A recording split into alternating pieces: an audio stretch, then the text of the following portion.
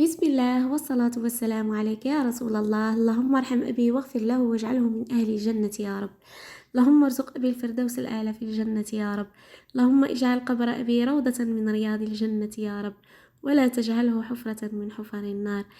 اليوم ما كانش وصفة، راح ندير لكم روتين من كل فن شوية، فيه تدابير، وصفات، فيه تنظيف، فيه كذلك راح نشارك معكم واحد المنتوج جزائري لغسالة الأواني، راح ندلكم رايي فيه بكل صراحة.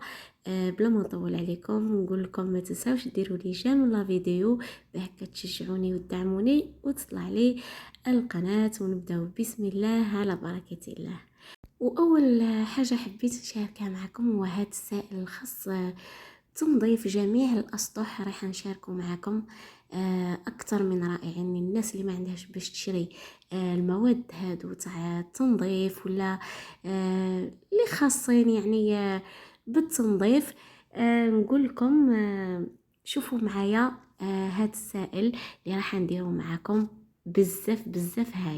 اول حاجه اللي نحتاجوها هي خل خاص بالتنظيف، ماشي الخل هذاك اللي نديروه في السلطه ولا، ويكون فيه يعني خل كحولي، فهمتوني؟ هاني قاعده نعتلكم في القرعه نتاعو. نحتاج كذلك لهذا سوبر جيل تاع البتراء، شوفوا روعه. اللي ما عندهاش هذا عادي دير ايزيس اللي نغسلوا به الماعن الاواني، يعني ايزيس اللي نغسلوا به الاواني عادي، لكن اللي عندها هذا دير هذا. روعه روعه في التنظيف وكذلك في الرائحه نتاعو. نحتاج كذلك المنظف في الارضيات، مش صانيبون، منظف الارضيات. ونحتاج كذلك للماء، الماء عادي. ونحتاجو القاروره هكذا تكون فارغه كما راكم تشوفوا. وهنايا دوك نشارككم الطريقه.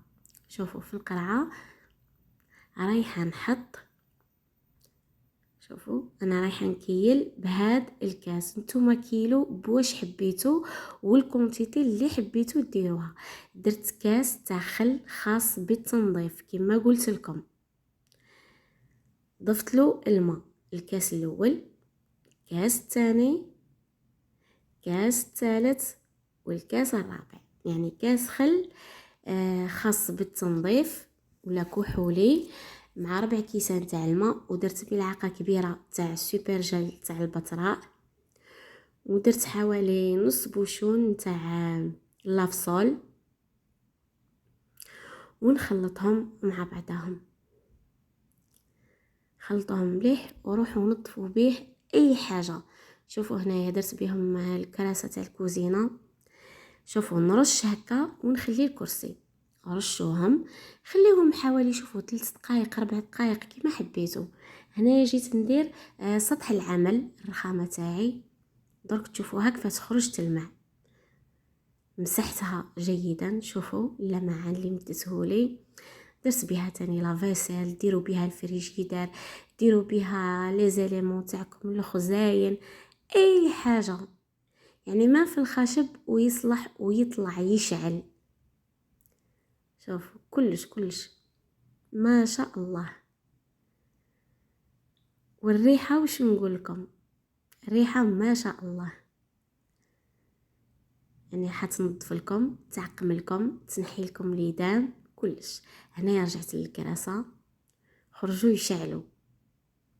اتمنى انكم تجربوها وتقولوا لي في التعليقات كيف خرجت لكم.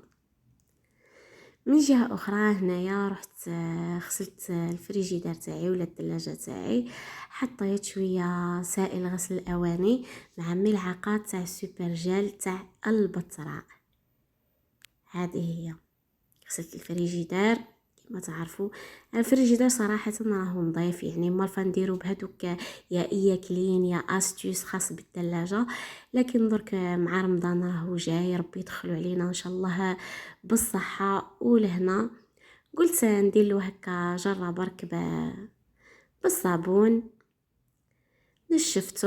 نشفوه جيدا. وتقدروا كذلك يعني الا كان راهو نظيف وكلش تقدروا ديروه بهذاك السائل تاع التنظيف اللي شاركته معكم، والله روعه.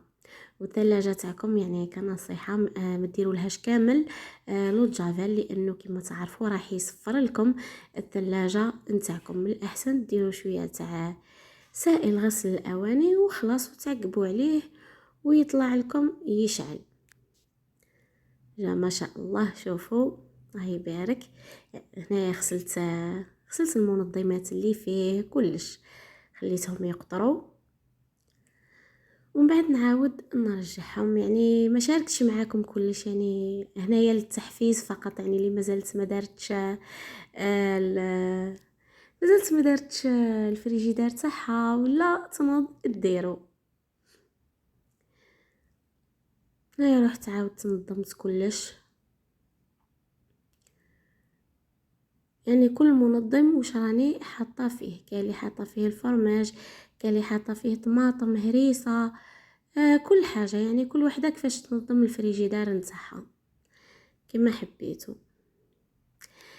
وهنا كنت درت جواز تاع الجلبانه والقرنون. ما حبيتش نشارك معكم الوصفه بالتفصيل باش ما تجيش لا فيديو طويله، حبيت نعطيكم برك افكار هكا باش طيبوا للغدا ولا العشاء. هنايا رميت القرنون، كذلك انا باش تجيني زاكيه ما نكذبش عليكم درتها غدا وعشاء. قليت لها شويه بطاطا، درتها في المقلاة الهوائيه باش تجي شويه صحيه. عاودت رميتها مع الجواز تاع الجلبانه والقرنون، ودرك تشوفوها في شكلها النهائي. هذا هو جواز تاع الجلبانه والقرنون. جا ما شاء الله راهو يشهي، انا نحب بزاف هذا النوع من الاطباق. كذلك راح نشارك معكم هنايا درت سوب حساء عادي بالخضر اللي كانوا عندي في الدار، ورايح ندير معاهم كذلك البوراك. هنايا من بعد ما وجدت ليا لا سوب ميكسيتها، تحبوا تضيفوا لها الفرماج ولا كريم فريش كما حبيتوا. هنايا درت معاها بوراك نتاع الدجاج، رايحه نشارك معكم ان شاء الله الوصفه بالتفصيل. هنايا ما شاركتهاش معكم بالتفصيل كما قلت لكم باش ما تجيش لا فيديو طويله وتملوا من لا فيديو هذه. هنا كنت قليت حبه بصل، ضفت لها نصف صدر تاع الدجاج كذلك قليته معاها، ومن بعد تبلته عادي وضفت له المعدنوس. هنايا تقدروا تزيدوا كريمه سائله، تقدروا تزيدوا فرماج، تقدروا تزيدوا بشاميل كما حبيتوا، يرجع لكم الاختيار.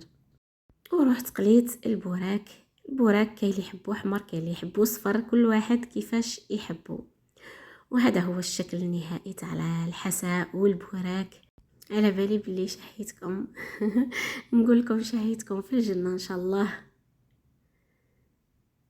كما قلت لكم الوصفه رايحين تلقاوها ان شاء الله بالتفصيل في الوصفات القادمه باذن الله.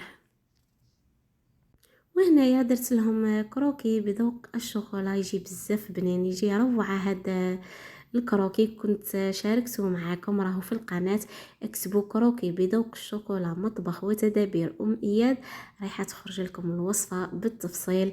جربوه والله روعه روعه روعه. على بالي بلي ولادكم رايحين يحبوه، اختبارات راهم قربوا، ديروا لهم هذا النوع تاع الكروكي. وهنايا جيت نشارك معكم هذا المنتوج الجزائري نتاع لا مارك ستيك اللي درته لنا لغسالة الاواني. حنعطيكم رايي فيه بكل صراحه، شوفوا ما رايحه نكذب، جربته حتى جربته قداه خطره باه رايحه نهضر لكم على هذا المنتوج. صراحه انا كنت استعمل فينيش راهو غالي بزاف. كي شفت المنتوج هذا خرج قلت والله غير نشريه. شريت هادو اللي فيهم 13 برك، قلت نشريه ونجربه ونشوف. صراحه روعه روعه روعه. كاين ناس بزاف قالت ما يخرجش الماعن، صراحه انا الماعن خرجوا لي يشعلوا، وما ممكن نستعمل غير نص باستي نقسمها على زوج. الماعن انا يخرجوا لي يشعلوا، ما شفت حتى فرق، ما نكذبش عليكم. درك راهو خرج الباكي اللي فيه 30 واللي فيه 60، انا شريتهم في زوج. انه منتوج صراحه عجبني وهو كيتشريو لي فيه 60 خير راح يسقام لكم رخيص. اللي فيه 60 راهو يدير غير ب150 الف. هذا مكان.